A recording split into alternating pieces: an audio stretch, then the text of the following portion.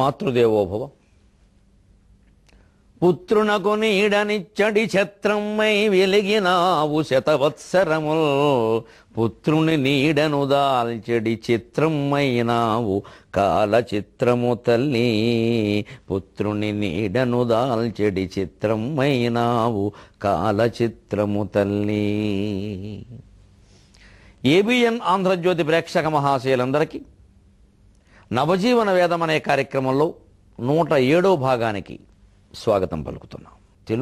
తెలుగువారంతా కాళిదాసు రఘువంశంలో చెప్పినట్టుగా ఒక సరోవరంలా నాకు కనిపిస్తున్నారు. ఇందుమతి స్వయంవరం జరిగితే ఆవిడ అజమహారాజును వరించింది. అప్పుడు అజమహారాజు పక్షం వాళ్ళంతా వికసించిన ముఖాలతో ఆనందంగా ఉన్నారట. సరే, మిగిలిన వాళ్ళు ఇలా జరిగింది ఏమిటా అని బాధపడుతూ అయ్యో మన వరించలేదేమిటా అనుకుంటూ ముడుచుకున్న పద్మాల్లా ఉన్నారట. అక్కడ కాళిదాసు వర్ణిస్తాడు, ఈ స్వయంవరం అనేటువంటి సరోవరంలో నాకు ఇది పగటిపూట కాబట్టి కమలాలు కనపడుతున్నాయి, కలువలు కనపడుతున్నాయి. పగలు కమలాలు వికసిస్తాయి, కలువలు ముడుచుకుంటాయి. అలాగే అజమహారాజును సమర్థించే వారందరి ముఖాలు వికసించాయి, మిగిలిన వారి ముఖాలు ముడుచుకున్నాయి. అంచేతను కమలాలు కలువలు రెండూ కలిగినటువంటి సరోవరం కనబడుతుంది అంటాడు. ఆ కవికి వారసుడిని కాబట్టి నాకు ఈవేళ పరిస్థితి అలాగే ఉంది. కానీ ఒక్కసారి జీవితంలో జరిగే పరిణామాలేవి జరిగిన దాన్ని మనం అర్థం చేసుకోవాలి తప్ప అర్థం లేకుండా జరిగింది పరిణామం అని అనకూడదు, జరిగిపోయిన తర్వాత. అంచేతను భౌతికంగా 2 రాష్ట్రాలుగా మనం విడిపోయి ఉండవచ్చు. విడదీయగానౌనవే ఏండ్ల పద్య సుగంధము నన్నయ్య బంధమిప్పుడు. ఏది విడదీసుకుంటాం? సాహిత్యాన్నా, సంగీతాన్నా, సంస్కృతనా, తెలుగు భాషన? అవేం విడిపోవు కదా. విడదీయగానౌనవే ఏండ్ల పద్య సుగంధము నన్నయ్య బంధమిప్పుడు, పంచీయగనౌనే పశుల కాపరికైన పాడ నేర్పిన మన భాగవతము. పగులగొట్టగనౌనే బండనమ్మున భద్రకాళిక రుద్రమ్మ కత్తీడాలు, పగులగొట్టగనౌనే బండనమ్మున భద్రకాళిక రుద్రమ్మ కత్తీడాలు, పాయ చీల్చగనౌనే బంగారు తోటలో ఘంటసాలగవారు గానఝరిని.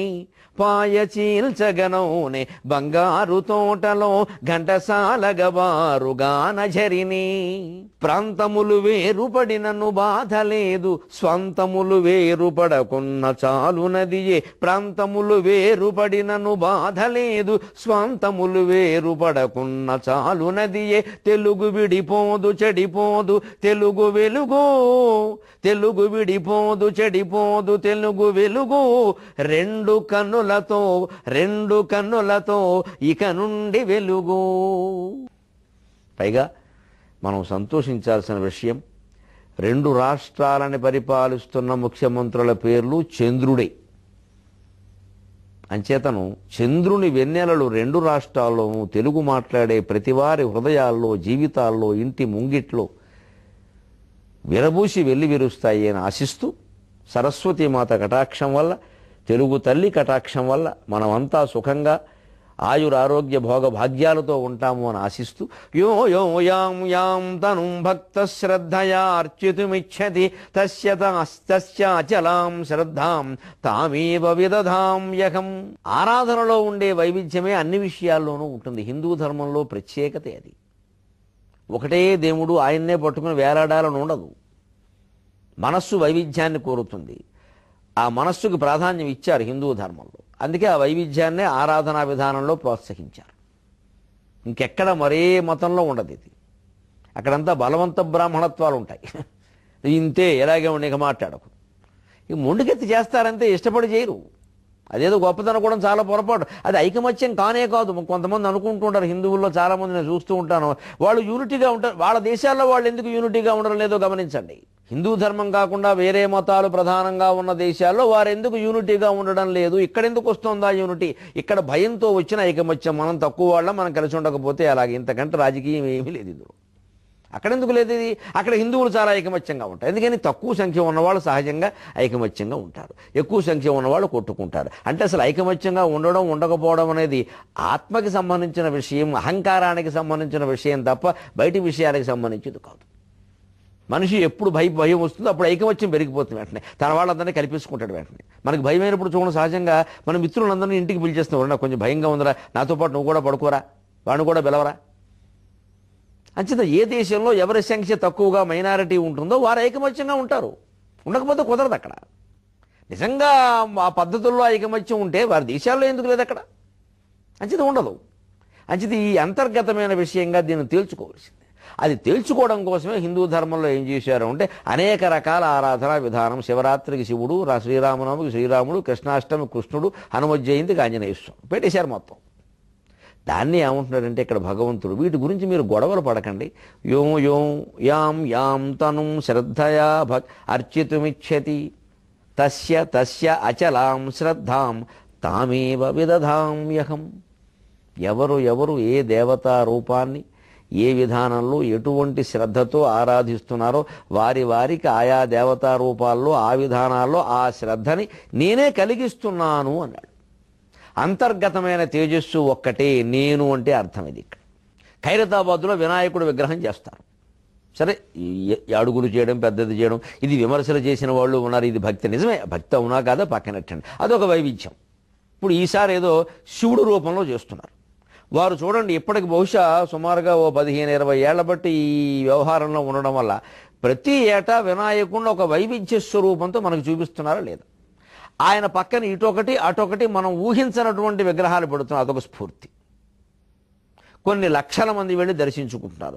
కొన్ని ఏమిటో వేల కేజీల లడ్డూలు తయారు చేసి అందరికీ పంచిపడి, ఇది ఒక విచిత్రం వార్త. ఇప్పుడు అంత విచిత్రం చేయకపోతే పత్రికల్లో ఎందుకు వస్తుంది? మనం అంతా ఎందుకు చూస్తాం? ఇదంతా అందుకోసమే. దానివల్ల ఏదో భక్తి వచ్చేసేస్తుంది, బ్రహ్మాండంగా దేశమంతా బాగుపడిపోతుందని వారు చెప్పలేదు.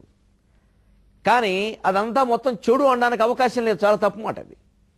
వారికి అలా చెయ్యాలని ఉంది, వారికి ఆ శ్రద్ధ కలిగిస్తున్నది భగవంతుడు. కాబట్టి ఇంకా 4 నెలలు ఉంది అనగానే అప్పుడే మొన్న ఆ విగ్రహాన్ని తయారు చేసే కర్రకి పూజ చేసేసారు, మొదలుపెట్టేశారు. ఇంత శ్రద్ధ ఇప్పుడు చూడండి, ఇప్పుడు ఎన్నికలు జరిగాయి, 2 రాష్ట్రాలు కొత్తగా ఏర్పడుతున్నాయి. ఇంత గొడవలో వాడి రాజకీయాల్లోకి ఎందుకు రాలేదు వాళ్ళు? ఆ కమిటీ వాళ్ళ ఆధ్యాత్మికతలోనే ఉన్నారు వాళ్ళు. మన గొడవ మందే. మనం వినాయక చవితి నాటికి దేవుడి విగ్రహం తయారు చేయాలంటే 6 నెలల ముందు దానికి ప్రణాళిక ఉండాలి. అందులో ఉన్నారా లేదా? ఇంత శ్రద్ధ ఎక్కడి నుంచి వచ్చింది వారికి? మరి అంత శ్రద్ధగా అక్కడ వినాయకుడు విగ్రహానికి తయారీ, ఏర్పాట్లు, ఆ తర్వాత పెద్ద 1,00,000 కేజీల లడ్డూలు, దాని రవాణాలు అన్నీ జరుగుతూ ఉంటే ఇవేవీ పట్టించుకోకుండా ఒకడేదో సొంత వ్యవహారం పడి ఏడుస్తాడు. ఇంకొకడేమో నేను నా జీవితంలో ఏం లేదండి, ఆంజనేయ స్వామి గుడి కట్టాలండి మా ఊళ్ళో, ఇంకా అది అయిపోతే నా జీవితం అయిపోయినట్టే అని ఆంజనేయ స్వామి కోసం ఆయన పడుతూ ఉంటాడు. ఇంకొకరు అలా కాదండి, మా అమ్మా నాన్నలకి ఒక విగ్రహం ఏర్పాటు చేయాలండి అంటాడు. ఆయనకి తల్లిదండ్రుల మీద భక్తి, ఈయనకి ఆంజనేయ స్వామి మీద భక్తి, ఖైరతాబాద్ వారికి లడ్డూ మీద, వినాయకుడి మీద భక్తి. ఏమంటాం? వీరందరికీ ఆయా విషయాల్లో ఆయా శ్రద్ధ కలిగిస్తున్నది నేనే. కాబట్టి ఏ ఆరాధనని నువ్వు ఆక్షేపించక్కల్లా, దాంట్లో ఉండేటువంటి తత్వాన్ని గ్రహించు. అది మంచిదైతే ఆచరణలో పెట్టు, చెడ్డదనిపిస్తే వదిలేయి. ఈ భాగంలో మనం భాస్కర శతకం నుంచి ఒక అద్భుతమైన పద్యం మనం నేర్చుకోవాలి. జీవితంలో పెద్ద స్థాయిలో ఉండి పడిపోయిన వాళ్ళకి ఈ పద్యం ఒక ఓదార్పు వాక్యం, గొప్ప ఓదార్పు.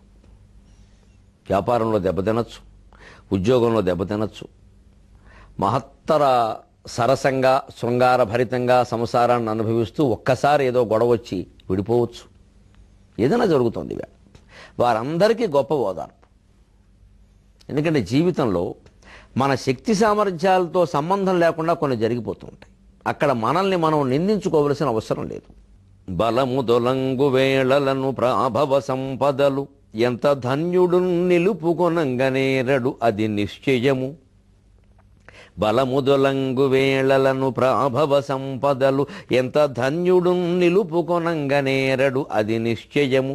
అర్జునుడు ఈశ్వరాదులం గెలిచినవాడు, అర్జునుడు ఈశ్వరాదులం గెలిచినవాడు బోయలకు కీడ్పడి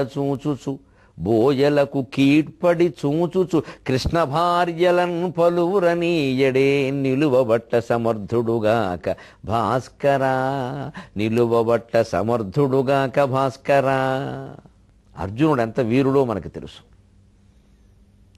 ఖాండవ దహనం, ద్రౌపది స్వయంవరం, అంగారపరునితో యుద్ధం, ఉత్తర గోగ్రహణం, ఘోషయాత్రలో చిత్రసేనుడనే గంధర్వుడితో యుద్ధం, నివాత కవచ కాలకేయాది రాక్షసులను సంహరించడం, ఇంద్రుడి అర్ధసింహాసనం స్వీకరించడం, 18 రోజుల మహాభారత యుద్ధంలో ఆయన పరాక్రమం అసలు సామాన్యమా? ఇంతటి వాడు ఈశ్వరాదులను గెలిచిన వాడు, వీడన్నిటినీ మించింది. అరణ్య పర్వంలో పశుపతం కోసం తపస్సు చేస్తే శివుడు బోయేవాడు రూపంలో వస్తే ఆయన్ని గెలిచి ఆయన ఆశీర్వచనం పొందగలగడం. ఆశ్చర్యం ఏమిటంటే భగవంతుడు బోయేవాడు రూపంలో వస్తే గెలవగలిగాడు అర్జునుడు, మామూలు బోయేవాడు వస్తే గెలవలేకపోయాడు. కాలమహిమ. నేను ఎందుకు ప్రార్థన పద్యంలో మా అమ్మ గురించి విచిత్రమైన మాట చెప్పా. 92 ఏళ్ళు పైన బతికావమ్మా, 100 ఏళ్ళు అని చెప్పేయచ్చు దాన్ని, 90 దాటితే 100. 100 ఏళ్ళు నాకు నువ్వు నీడగా నీడ పట్టిన గొడుగులా ఉన్నావు నువ్వు. ఇవాళ నీ ఫోటో ఎదురుగా నిలబడి దండం పెడుతుంటే నా నీడ అందులో పడుతోంది. ఏం విచిత్రం ఇది. పుత్రునకు నీడనిచ్చడి ఛత్రమ్మై వెలిగినావు, శతవత్సరముల్ పుత్రుని నీడను దాల్చడి చిత్రమైనావు, కాల చిత్రము తల్లి. ఇలా ఎవరి జీవితంలోనూ జరుగుతుంది కదా. అటువంటి వాడు ఇన్ని రకాల విజయాలు పొందినవాడు. ముఖ్యంగా ఒక్క విజయం, శివుడు సాక్షాత్తు భగవంతుడు బోయేవాడు రూపంలో వస్తే గెలిచి భగవంతుడి ఆశీర్వచనాన్ని పాశుపతాన్ని పొందినవాడు. మామూలు బోయేవాడు వస్తే తట్టుకోలేకపోయాడు. ఎప్పుడు? ఇక్కడ మౌసల పర్వం సందర్భంలో శ్రీకృష్ణ నిర్యాణం కూడా జరిగిపోయాక ఆయన వెళ్ళిపోతూ ఈ అష్టభార్యల్ని అర్జునుడిని వచ్చి హస్తినాపురానికి తీసుకెళ్ళమని చెప్పండి, నా మాటగా చెప్పండి, ఇది ఒక్కటి చేయమనండి, ఇక నేను ఆయన అడిగేది లేదు చేసేది లేదు అని పరమాత్మ వెళ్ళిపోయాడు ఏకాంతంగా. ఎవరికి చెప్పలేదు, భార్యలకు చెప్పలేదు, అర్జునుడికి చెప్పలేదు, తల్లిదండ్రులకు చెప్పలేదు, వెళ్ళిపోయాడు. అవతార పరిసమాప్తి అయిపోయింది, వెళ్ళిపోయాడు. మన బాధ్యతలు అయిపోయిన తర్వాత మనం మౌనంగా వెళ్ళిపోయారు. అక్కడ మన్మోహన్ సింగ్ని అక్కడే మెచ్చుకోవాలి. మనం ముందే సిద్ధం చేసుకున్నారు, శుభ్రంగా నెంబర్ 7 రేస్ కోర్స్ రోడ్లోకి వెళ్ళిపోయారు. మరి సిగ్గు ఎగ్గు లేకుండా 3 ఏళ్ల క్రితం పదవులు వదిలేసినా సరే ఆ భవనాలు పట్టుకుని వేలాడుతున్న వాళ్ళు గబ్బిలలాగా ఇప్పటికీ ఉన్నారు. దాన్ని అద్దె కట్టకున్నాను ఏమనాలి? వీళ్ళందరికంటే మన్మోహన్ సింగ్ గొప్పవాడు, ఆయనకి ఆ వైరాగ్యం ఉంది. కనీసం మన గొడవ అయిపోయిందని వెళ్ళిపోయాడు. ముందే సిద్ధం చేసుకున్నారు, వెళ్ళిపోయారు. ఆ వెళ్ళే ఇంట్లో మంచినీళ్ళు వస్తున్నాడు లేదు చూసుకున్నారు, వెళ్ళిపోయారు. గొడవ లేదు. కనీసం ఆస్థిత్యానే ఉండాలి కదా. అలాగే కృష్ణుడు వెళ్ళిపోయాడు. ఈ అర్జునుడు వచ్చి 8 మందిని బాధపడుతున్న కృష్ణ నిర్యాణం విషయాలు తెలిసి బాధపడుతున్న కృష్ణుని ఆజ్ఞ ప్రకారం 8 మందిని రథాల్లో ఎక్కించుకుని జాగ్రత్తగా వాళ్ళ సామాన్లు పెద్ద పెద్ద తొండ పెట్టెలు దాని నిండా పొట్టచేరు. మరి వీళ్ళ సామాన్యుల వీళ్ళ ఆభరణాలు ఇవన్నీ పెట్టుకుని వాళ్ళు సరే ఏదో బాధలో ఉన్నారు, మామూలుగా చీరగొట్టుకుని వాళ్ళు కూర్చున్నారు, తీసుకెడుతున్నారు. దారిలో 10-15 మంది పోయేవాళ్ళు వచ్చారు. ఇంత చేసి ఎక్కువ కూడా కాదు, వాళ్ళు మామూలు పోయేవాడు. శివుడితో ఎక్కడ పోలుస్తాం? శివుడు బోయేవాడు రూపంలో వస్తేనే గెలిచినటువంటి అర్జునుడు మామూలు బోయేవాళ్ళని రాగానే ఆయన వీళ్ళంత అని చెప్పి సిద్ధపడ్డాడు. అయిపోయింది, వాళ్ళ చేతుల్లో ఓడిపోయాడు ఆశ్చర్యకరంగా అర్జునుడు. ఈయన చెట్టు కట్టేశారు, ఆభరణాలన్నీ పట్టులో ఉన్నవన్నీ లాగేసుకున్నారు, పట్టు చీరలన్నీ లాగేసుకున్నారు. ఇంకా అదృష్టవంతులం, అప్పటికే వాళ్ళకి 70 ఏళ్ళు కాబట్టి ఇంకేం చేయలే, తీసుకున్నారు మొత్తం. మనుషుల ప్రాణాలతో వదిలిపెట్టారు, తీసుకుపో అన్నారు. ఆశ్చర్యపోయాడు అర్జునుడు, కృంగిపోయాడు, కృషించిపోయాడు. సరిగ్గా అప్పుడే మహానుభావులైన వాళ్ళకి మహానుభావులు కనిపించి ఓదార్పు చేస్తారు, చూపిస్తారు. లేకపోతే వీళ్ళు ఏ ఆత్మహత్య చేసుకుంటారు. వీళ్ళ పుణ్యం అటువంటిది. మన జీవితంలో సద్గుణాలని సద్గుణ సంపదని కాపాడుకోగలిగితే మనకు ఆపద వచ్చే సమయానికి అమ్మవారు ఎవరో ఒకరిని పంపిస్తుంది మన దగ్గరికి.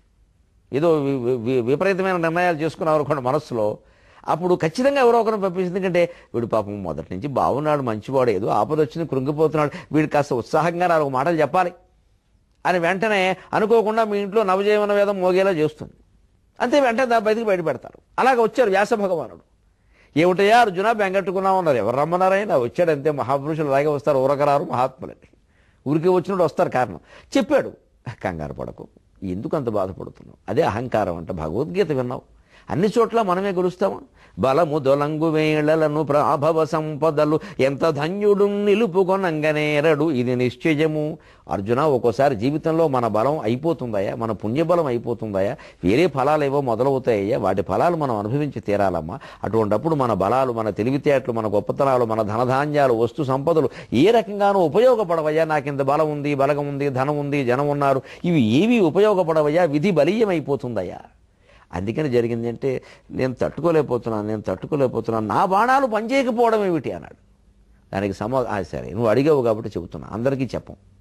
అసలు వాళ్ళకి అవమానం జరగాల్సిన యోగం ఉండి ఇలా జరిగింది, ఇందులో నీ తప్పేం లేదన్నాడు, నీ అసమర్థత కూడా ఏం లేదన్నాడు. కొంత శాంతిస్తుంది మనకి. ఏదో మనం ఉద్యోగంలో దెబ్బతింటే అది అందువల్ల కాదయ్యా, నీ ఉద్యోగం పోయిందని కంగారు, కంపెనీ మూసేస్తున్నారయ్యా బాబు, అందుకని వాళ్ళు తీసేస్తున్నారు, అందువల్ల బడ్జెట్ తగ్గించుకోవడం కోసం తీసేశారు నిన్ను, నీ అసమర్థత వల్ల కాదు అనగానే కొంచెం శాంతిగా ఉంటుంది కదా. మరి అందుకోసమా అని అలాగంటే అదేమిటండి అన్నాడు. అష్టావక్ర మహర్షి గురించి విన్నావు కదా, అయ్యో మహానుభావుడు అండి, మంచిది. ఆయన తపస్సు చేస్తూ ఉంటే అప్సరసులు రంభాది అప్సరసులు కొంతమంది ఆయన తపోభంగం చేయడానికి వచ్చారయ్యా. ఆయన నీటి మీద తేలుతూ తపస్సు చేస్తున్నట్టు వచ్చి ఆయన ముందేవో నాట్య కార్యక్రమాలు చేస్తే ఆయన కాసేపటి కళ్ళు తెరిచి ఈ నాట్యాలు ఇవి మమ్మల్ని ఏమి ఆకర్షించు, మీరంతా మీ అందం ఎంత, నేను తలుచుకుంటే తొడ నుంచి మహానుభావురాన్ని పుట్టించగలను, మీరు ఎందుకు పనికిరారు, ఏదో భ్రమపడి వచ్చారు, వెళ్ళండి, మిమ్మల్ని ఆశీర్వదిస్తున్నా, ఒక వరం కోరుకోమన్నట్టు అప్సరసల్ని రంభాదుల్ని. వాళ్ళు పోనీ ఎందుకో కోరుకోమన్నట్టు సాధారణంగా మహర్షులు శపిస్తారు అలాంటి పరిస్థితులు. ఈయన ఎవరో వరం కోరుకోమంటున్నాడు, మంచివాడే అని కోరుకున్నారు. అదేమిటి, మేము ఒకనాడు వైకుంఠానికి వెళ్ళాము, అప్పుడు లక్ష్మీదేవి శ్రీ మహావిష్ణువుకు పాదసేవ చేస్తుంది, అసలు ఆయన అందమే అందం, అది ఏమందం అసలు అది, అటువంటి అందమైన వాడిని మేము పెళ్లి చేసుకోవాలని మాకు అనిపించింది, మేమంతా మహావిష్ణువుకు భార్యలు అయ్యేలా వరం ఇమ్మన్నట్టు. తదాస్తు అన్నాడు. అదిగో ఆ వరం ప్రకారం వాళ్ళ అప్సర స్త్రీలే వీళ్ళు భార్యలు అయ్యారయ్యా. అంటే మరి బాగానే ఉంది, ఈ గొడవ ఏమిటంటే మరి అంతటితో ఆగదుగా కదా, మనకి ఏదైనా వరం వచ్చేసరికి కండ కావరం పెరుగుతుంది, వరం కండ కావరం. ఆ ముందుకు వెళ్ళిపోతున్న వాళ్ళు ఆ రంభ మళ్ళీ వెనక్కి వచ్చింది. మరి ఆవిడ పెద్ద లీడర్ కదా, మరి ఆవిడక్కడో గ్యాంగ్ లీడరు, అందుకని ఆవిడకో ముఠామేస్త్రి, ఆవిడకో ఎందుకంటే అష్టావక్రుడు ఉంటే 8 వంకరలు ఉంటాయి శరీరంలో, ముక్కు వంకర, మూతి వంకర, కాళ్ళు వంకర, చేతులు వంకర, అన్నీ వంకరే. వంకరగా ఉండవలసిన స్థానాలు కొన్ని ఉంటాయి, నడుము మెడ, అవేమో స్థిరంగా ఉన్నాయి. ఆయన పరిస్థితి. కానీ ఆయన్ని వంకర జమ్మగట్టి ఇప్పుడు మరి అందమే చూస్తారుగా, అందంగా ఉండేవాళ్ళు, వాళ్ళకి అందంగా ఉన్నామని గర్వం ఉంటుంది, అందంగా లేని వాళ్ళందరూ పనికి మాలిన వాళ్ళ కింద కనబడతారు. అందుకని పొట్టోడా, ముక్కు వంకర, మూతు వంకర, కాలు వంకర, చెయ్యి వంకర, నువ్వు మాకు వరం ఇస్తావే, నువ్వు చెప్పినంత మాత్రాన్ని మేము మహావిష్ణువు భార్యలు అయిపోతామే అని శంకించి తూలనాడి మాట్లాడింది రంభ. ఆ వెనకాల నవ్వారు మిగిలిన 7. అందుకని వెంటనే ఆ మహర్షి కొళ్ళుమండి, ఇచ్చిన వరము నిజమవుతుంది, మీ కండ కావరము నిజమవుతుంది, మిమ్మల్ని చివరి దశలో శ్రీకృష్ణుడు కూడా కాపాడలేనంత ఘోరమైన అవమానం మీకు జరుగుతుంది పోన్నారని. వరంతో పాటు శాపం అంటే మనం బుద్ధులు ఎటువంటి అదృష్టం అందరం ఎక్కిస్తే బుద్ధి బురదలోకి లాగడం అంటే ఇది. ఆయన అదృష్టం కొద్దీ శపించకుండా వరం ఇచ్చి మహావిష్ణువుకు భార్యలు అవుతారు అంటే సంతోషించి వెళ్ళడం మానేసి బుద్ధి బురదలోకి లాగింది. ఆయనతో గొడవ పెట్టుకున్నారు, ఆయన శపించాడు. అందువల్ల వీళ్ళకి యోగం వచ్చిందయ్యా, అందువల్ల నీ బాణాలు దెబ్బతున్నాయి తప్ప ఆ శాపం లేకుండా ఉంటే నువ్వు రక్షించగలిగేవాడు అంటే అర్జునుడు కొంత శాంతించాడు, పూర్తిగా శాంతించలేదు. ఈ విషయం మళ్ళీ మనం తర్వాత 1-2 భాగాల్లోనే మరొక అద్భుతమైన విషయం చెప్పుకుంటాం. పూర్తిగా శాంతించాల, కొంత శాంతించాడు. సరే నా తప్పేం లేదు కదా, సరే కానివ్వండి, ఇప్పుడు నన్ను ఏం చేయమంటారు, తీసుకెళ్ళవయ్యా వాళ్ళని, ఇంకేం జరగదు, అవమానం నేను చెబుతున్నానుగా తీసుకెళ్ళదు, వాళ్ళ యోగం వల్ల జరిగింది. అంచేత జీవితంలో మనం కూడా గుర్తుపెట్టుకోవాలి, కొంతమంది కొన్ని యోగాలు కలగడానికి అది వారి కర్మల కారణం తప్ప తల్లిదండ్రులు కానీ లేకపోతే బంధుమిత్రులు కానీ కారణం కాదు. భర్త ఏదో వ్యాపారంలో దెబ్బతినగా నేను కూడా ఉన్న వాళ్ళ జాతకం మంచిదే ఉండాలి, అప్పుడు జాతకాలు చూడగానే పెళ్లి చేసుకున్నాం అందుకే ఇలా జరిగింది అని భార్యను అనకూడదు, మన కర్మే దానికి కారణం. ఒకవేళ వారి పాత్ర ఏదైనా కొంచెం ఉన్నా ఇప్పుడు అంటే ఉపయోగం ఏంటి, ఇద్దరు కలిసి సమస్యను ఎదుర్కొంటారా, ఒకళ్ళు నిందించుకుంటూ కూర్చుంటారా, అలా ఉండ కావలసింది. అంచేత ఇటువంటి మహానుభావులైన అర్జునుడు, రాముడు, కృష్ణుడు లాంటి వాళ్ళకే ఆపదలు వచ్చి వాళ్ళు బయటపడితే మనమనగా ఎంతండి. అంచేత అది మనం గుర్తులో పెట్టుకుంటే జీవితాన్ని హాయిగా గడపగలం. అందుకే మనకి ఒక ఆశీర్వచనంలో గొప్ప ఆశీర్వచనం ఉంటుంది పరమ చమత్కారంగా. వేద పండితులకు మీరు నమస్కారం చేస్తే ఆయురారోగ్య భోగ భాగ్య అష్టైశ్వర్య ప్రాప్తిరస్తు అంటారు. నాకు ఆశ్చర్యంగా ఉంటుందండి, వీళ్ళు ఎంత మహానుభావులు అనుకుంటాను. ఎందుకు మనం ఉట్టి నమస్కారం చేసాం, మహా అయితే పోనీ 10 రూపాయలు, వేద పండితులకు 10 రూపాయలు మించి ఎవడనో ఇస్తాడండి, అబ్బే సినిమా టికెట్ కోసం 150 ఖర్చు పెడతారు. కానీ వేద పండితుల చేతిలో 100 రూపాయలు పెడదామని ఎవరు అనుకోరండి, 10 రూపాయలు. పైగా ఒకవేళ ఆయన అలా కొంచెం చూస్తే బ్రాహ్మణులు కూడా ధరలు పెంచేశారు. లోకంలో పాపాత్మలు బ్రాహ్మణులు ఒక్కళ్ళే, వాళ్ళు ఏం పెంచకూడదు, జుట్టు కూడా పెంచకూడదు, గుండె గీసుకుని కూర్చోవాలి. మేము మిగిలిన వాళ్ళందరూ అన్నీ పెంచేయచ్చు. ఎందుకంటే 10 రూపాయలు ఇచ్చేసి మనం ఏదో గొప్ప ఇచ్చేసినట్టు భావిస్తూ ఉంటాం కదా.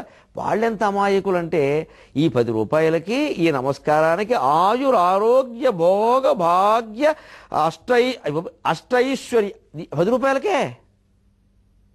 వీళ్ళ కాఫీ హోటల్లో టిప్ ఇచ్చేవాడికి 10 రూపాయలు ఇస్తున్నాం మనం, గుళ్ళో తీర్థప్రసాదాలు ఇచ్చేవాడు పళ్ళెల్లో 10 రూపాయలు అడడానికి ఆశ్చర్యపోతున్నాం, బాధపడిపోతున్నాం. గుళ్ళోకి వెళ్ళాము అంటే పళ్ళెల్లో 10 రూపాయలు వేసి తీరాలి, అదే భక్తి, నిజమైన భక్తి. ఏమీ త్యాగం చెయ్యమండి, అట్టిపండు తొక్క మనం త్యాగం చేసేది, అది కూడా ఎవడో జారి పడతాడు, దానికి ఒక పెద్ద బిల్డప్. ఇక్కడ ఈ చేసిన 10 రూపాయలకి నేను వెళ్ళినప్పుడల్లా 10 రూపాయలు, అది పెద్ద విషయం కాదు. జనాన్ని ముంచి 10 కోట్లు సంపాదించే ముందు ఆ సంగతి చెప్పు. కానీ వాళ్ళ ఆశీర్వచనం ఎంత గొప్పదో, అర్జునుడికి కూడా ఆ స్థితి ఎందుకు వచ్చిందో, అసలు మనం ఎంత జాగ్రత్తగా ఉండాలో చూడండి. ఆయుర్ ఆరోగ్య భోగ భాగ్య అష్టైశ్వర్య, ఆ వరస జీవితంలో అన్నిటికంటే ముఖ్యమైనది ఆయువు. అందుకని ముందు ఆయువు అంటారు వాడు. ఇప్పుడు ఆరోగ్యంగా ఉండొచ్చు, భోగాలు ఉండొచ్చు, భాగ్యం ఉండొచ్చు, ఆయువు లేకపోతే పోతాడు. ఈ ఉపయోగం ఏమిటి? అందుకే మనకి పెళ్లిలో గౌరీ పూజ చేయిస్తారు, లక్ష్మీ పూజ సరస్వతి పూజ చేయించరు.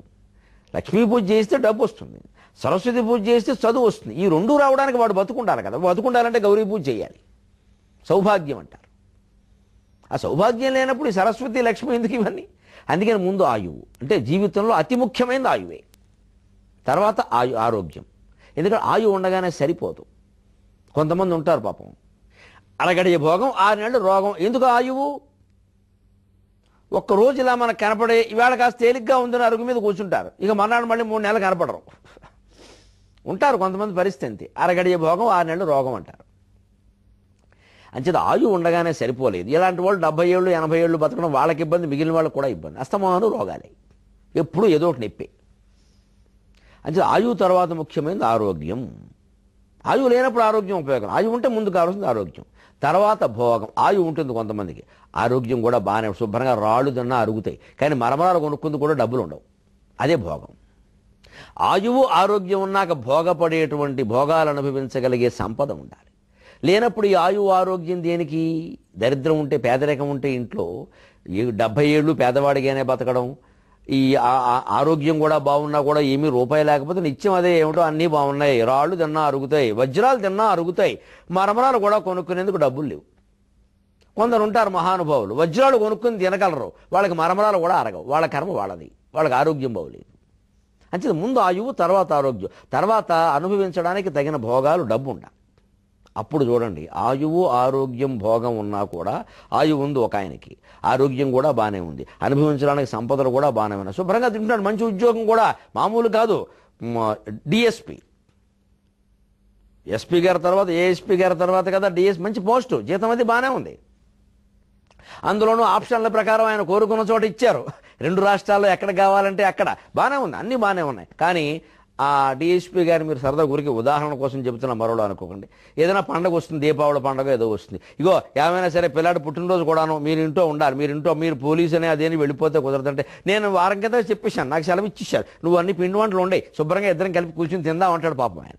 తీరా ఇక్కడ కూర్చున్నాక అన్నీ వడ్డించుకున్నాక ఆవిడ కూడా పక్కన పెట్టుకుని సరదాగా బూర్లు గారెలు అన్నీ శుభ్రంగా భర్తకి పెడదామని ఆలోచన చేస్తూ ఉంటారు. అప్పుడు ట్రింగ్ ట్రింగ్, ఇప్పుడు ఇదివరకైతే ఏదో ఫోన్ మోగడం మోక్కపోవడం ఇంట్లో లేరనడం ఆ అవకాశం, ఇప్పుడు సెల్ ఫోన్ ప్రాణాలతో ఉంటే పలికి తీరాల్సిందే.